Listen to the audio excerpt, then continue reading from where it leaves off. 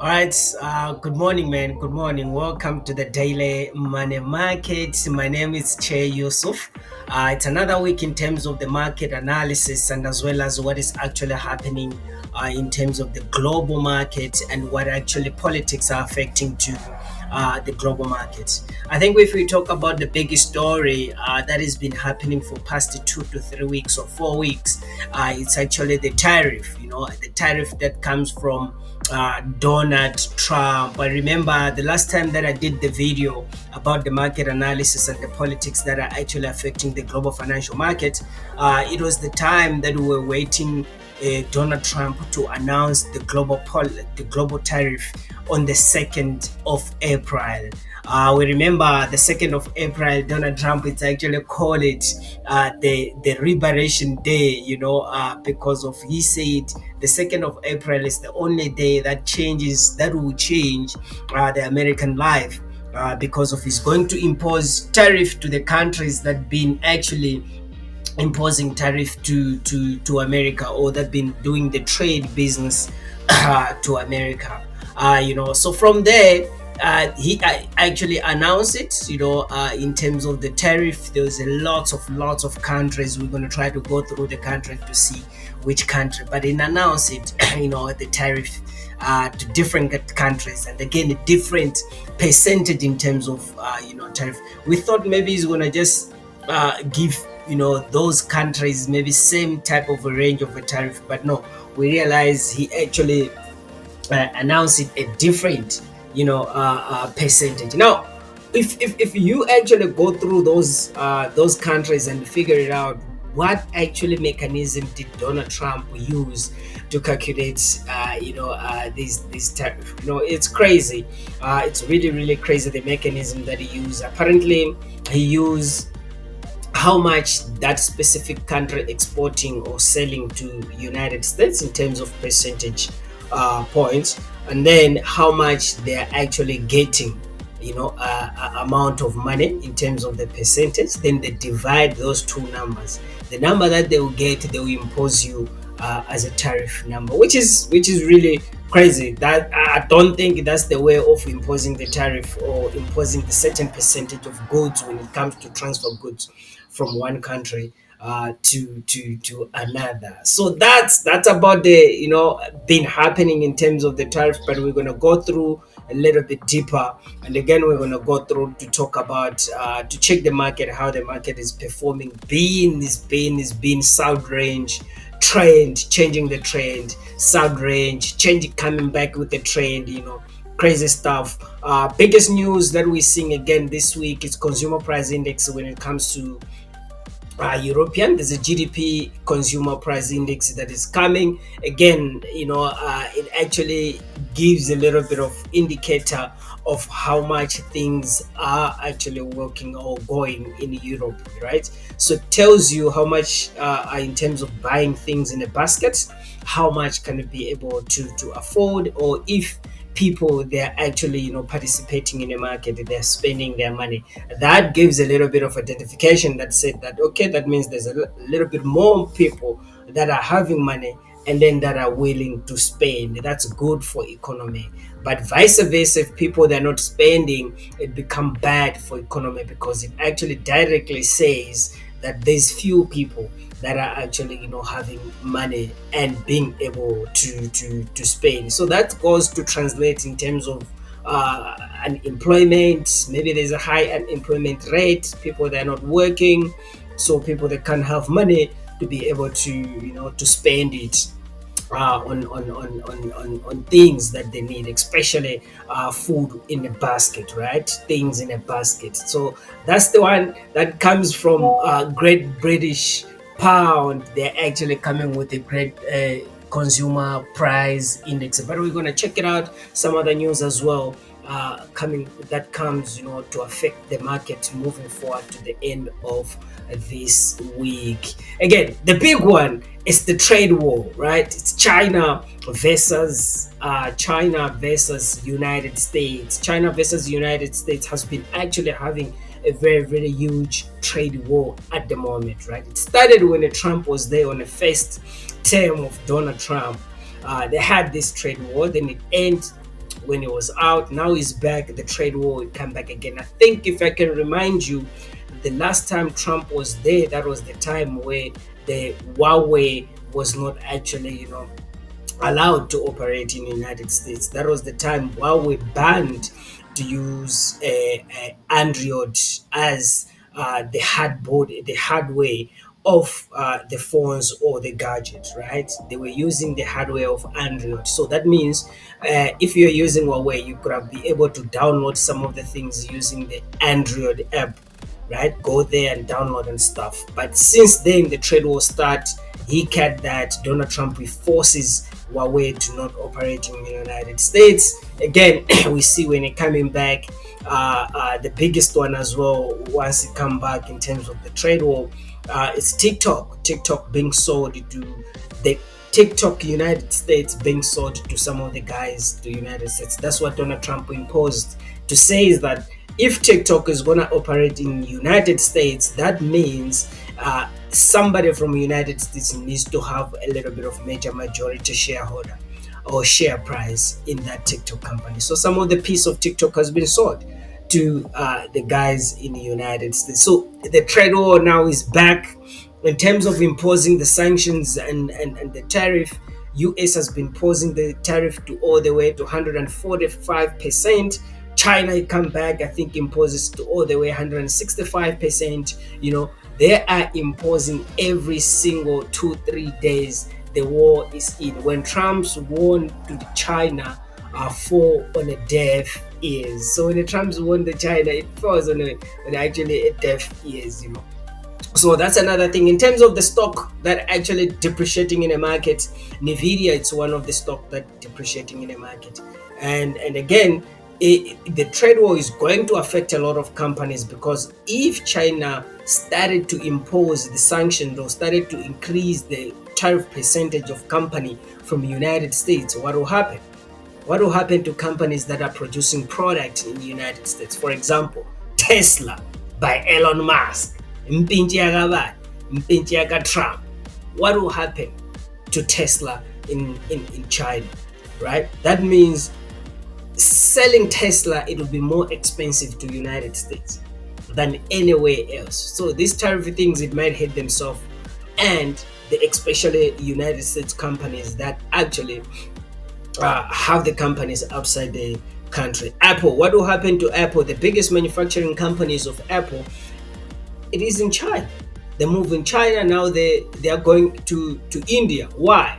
Because of large population of people that are in China, that are in India as well. Because of that large population, now it gives you the main power force to produce a lot of product in a very, very fast range, right? So that is why they're choosing these two countries, right? So now if Chinese imposes the tariff on all goods that are producing in the United States, that are producing in China, selling in the United States with a higher percentage of 165%, more than the price that they actually have, what will happen to Apple product in the United States? People, they're not going to use the Apple product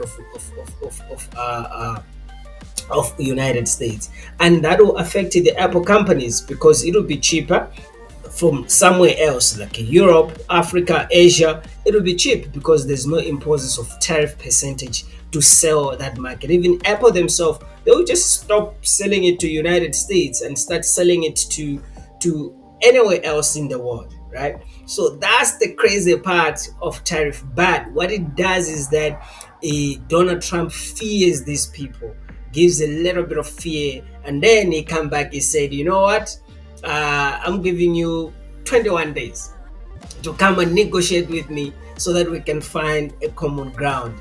Recently, like yesterday, we saw a vice president of the United States, J.D. Vance, I think if I pronounce it correct, Vance. He was in the United Kingdom communicating with people, and actually he said that Donald Trump loves the Queen. He's willing to have negotiation with the Europeans or with United Kingdom so that they can have a common ground when it comes to the tariff. So that's what has been actually cooking. He actually sometimes realize himself that, hey man, the move that I make, it's gonna be a little bit of a challenge. So let me pull back a little bit. But again, you're still with me, Che Yusuf. You are at the TDMM podcast, the Daily Money Market podcast, that you can find it on YouTube as well as on TikTok as well. I haven't been posting a video for a while in terms of the market analysis and the politics that affect the market. It's because of it's been tariff.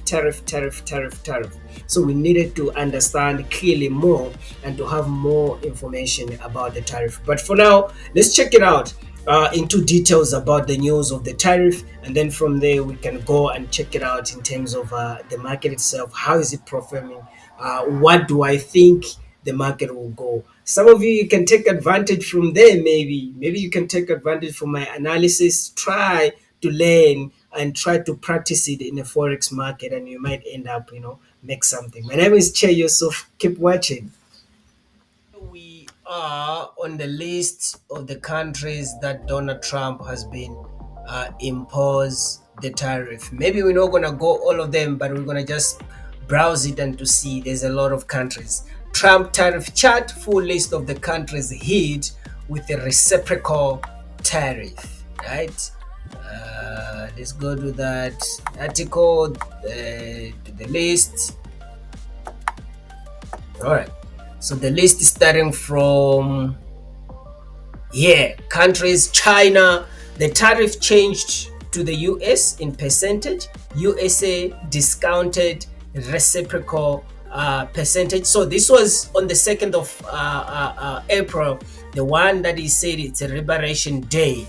I think that's the percentage and the countries that he announced. China was 67 percentage, was discounted by 34. Europe 39%. Vietnam 90%. I mean, look at Vietnam and China. Which one is a closer relationship in terms of the trade between America and China or Vietnam? But Vietnam has been given 90%. Crazy story. Taiwan 64%. Japan 46%. India 52%. South Korea 50%. Thailand 72%. What product do Thailand's export to Americans? What is that high product that they export to America? Crazy. Indonesia 64%. Malaysia 47%. Cambodia 97%. So as I said earlier on, what it does is that it's taking how much you are exporting. If you are exporting 10%, right, or 20% to America, and how much income you're getting maybe whatever millions that you get, and then they will divide it by that 10%. The number that they come is the imposing of the tariff. I don't know where did he get that calculation, but it looks crazy, man. Cambodia 97%, United Kingdom 10%, South Africa, Nkosiami, Jesus, it's us here, man. 60%, Brazil 10%, Bangladesh 74%. What Bangladesh export to US? Singapore 10%, Israel 33%. Israel is supposed to be like 90%, right? Philippines 34%. All right, I think let's start looking at Eurochef. Eurochef, we've been actually paying attention on it for the whole week, and you can see the volatility has already spiking up. I am anticipating this market to go all the way up. So this is the level that I think you can take a first take profit. If you can enter this trade, it might go all the way to this side by the end of the week, by the end of this week. So that's the Eurochef. But let's change down and start again from the beginning on a stock. NAS 100, US 30, and S&P 500. So again, you can see what actually the tariff have been affecting this market. I mean, if we go to a bigger time frame, look where it was 19,000. But if you go to 1 week time frame, the market is coming from 22,155. It pushes to 16,404. That's really big move when it comes to the stock market, to push the price in that way. If you go to US data, same thing on a bigger time frame. Coming from 44,000, it pushes to 36,700. It's a crash of the market in the recent times. If you look at it, S&P 500 again. Where was S&P 500? Sitting at 6,108. That was on the 5th of Jan. It was 6,108. Pushes all the way to 4,741. Really, really terrible. When it comes the market, to be dropped like this.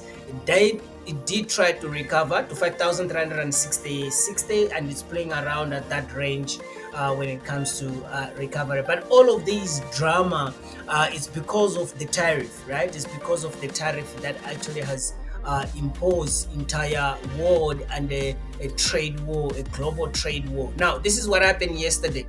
That's why S&P 500 gapped down all the way to let me see the price where it was. It gapped all the way to 5,300. Now it started to recover to 5,392, recovering the gap. Cover the gap. That's the principles. It has to cover the gap first. But where do we think the market will go? I think it will reverse, continue going all the way down. This is the highest target that we are anticipating this market to push. Where did I put my line though?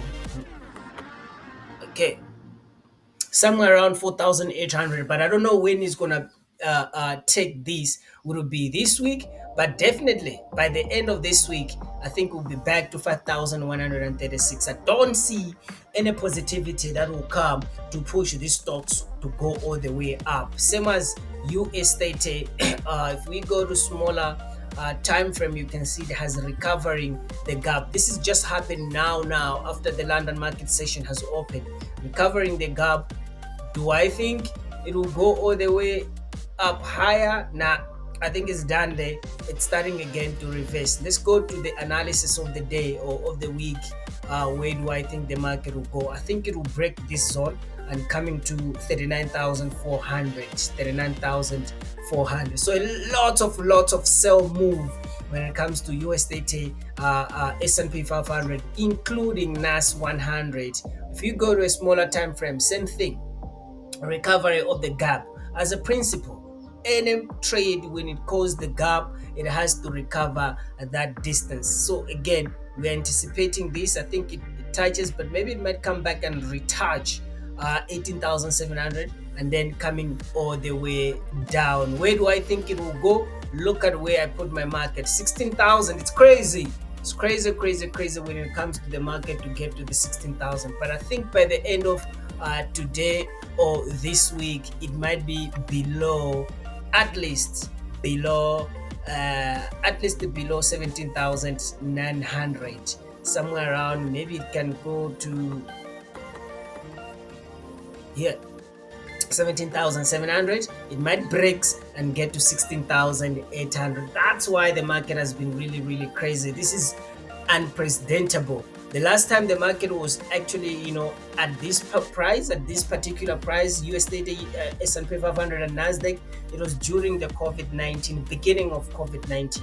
That's where it was at this particular price. The last time again we saw the movement like this happening, it was the first term of Donald Trump. Now Trump come back again, imposing the tariff to entire world. We're seeing uncertainty in a global market. But those who trade CFDs, contract for difference, these are your opportunities. Jump in, push the price down, with it to 17,200, or you'll be making so much money. Gold as a safe haven, because of the dollar is not performing well, we're expecting gold to go all the way high. Here it is at 3,030. I mean, if we go to one week, gold was sitting at, all right, okay. On Jan, gold was sitting at 2,360, 2,326.